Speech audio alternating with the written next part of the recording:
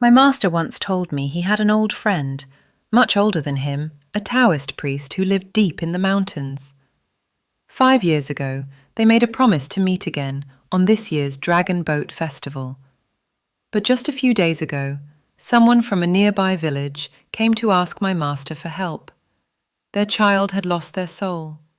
Normally, this kind of thing is easy to handle, but they waited too long to seek help. The soul wouldn't return easily and would take a few days of rituals, so my master handed me the task. "You'll have to go in my place," he said.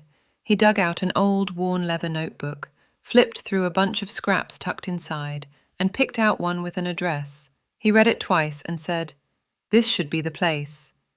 I raised an eyebrow. "Should be? Don't mess this up." He hesitated. "Shouldn't be wrong." "C'est l'as."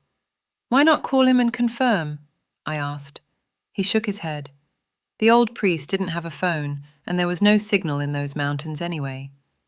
The address on the slip was for a small Taoist temple somewhere in the southern mountains. There was no direct train.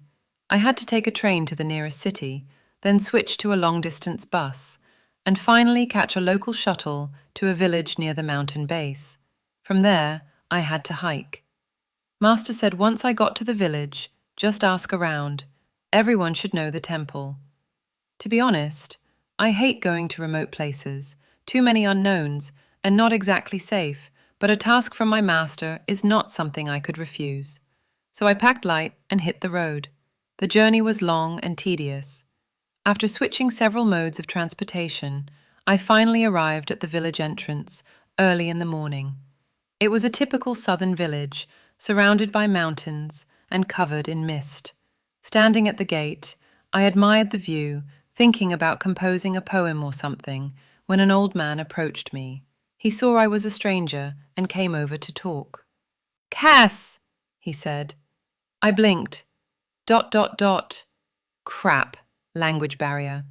We tried our best to communicate, waving our hands and using body language. After a while, the old man turned and shouted into the distance. Soon, a middle-aged man jogged over. He spoke very awkward Mandarin. "What are you here for?" "I'm looking for a small temple on the mountain nearby," I said. "Never heard of it," he replied. That surprised me. Weren't the locals supposed to know it? I pulled out the slip and asked, "Is this Y Village?" He nodded. "Yes." So I was in the right place. "Could you ask someone else then?" I said. He thought for a moment, then called for the village chief. A while later, the chief showed up, an elderly man with sharp eyes. He sized me up and asked, "Why are you looking for a temple?" I explained I was here on behalf of my master to visit an old Taoist friend who lived there. The chief fell silent for a moment before muttering, "It's best you don't go." I frowned. "Why?" He stammered, "That temple is all run down now. Nothing to see." I figured that was normal if the priest lived alone and didn't maintain it much. I asked, "Is anyone still living there?" The chief pointed to a mountain to the west. "Not sure. Haven't seen anyone come down in a long time." A bad feeling settled in my stomach. Maybe the old priest had already passed away. I looked toward the western mountain. Thick forest covered the slopes, and I couldn't see any buildings. But I did notice a faint, overgrown trail winding upward. From a feng shui perspective, the southern mountain seemed more suited for habitation. Better energy, more protected. The western one looked harsh, with strong opposing forces. Not a place I'd choose to live. I couldn't help but wonder why the priest picked that location for his retreat. The village chief was friendly, though. He invited me to have breakfast and even offered to have his grandson accompany me up the mountain. The boy's name was Yao, about 15 or 16, home from school for the holiday. He had bright eyes and a cheerful grin, two sharp little canine teeth poking out when he smiled. Adorable kid. I politely declined the breakfast, saying I was currently fasting. The chief gave up and invited me to rest at his house. I turned that down too. Sitting awkwardly while everyone else ate wasn't my thing, and I'm not great at small talk. I told him I'd just wander around the village and wait for Xiaoyan to come find me later. Once the group left, I took the chance to look at the village more carefully, especially its feng shui. On the surface, the layout was fine, but something didn't feel right.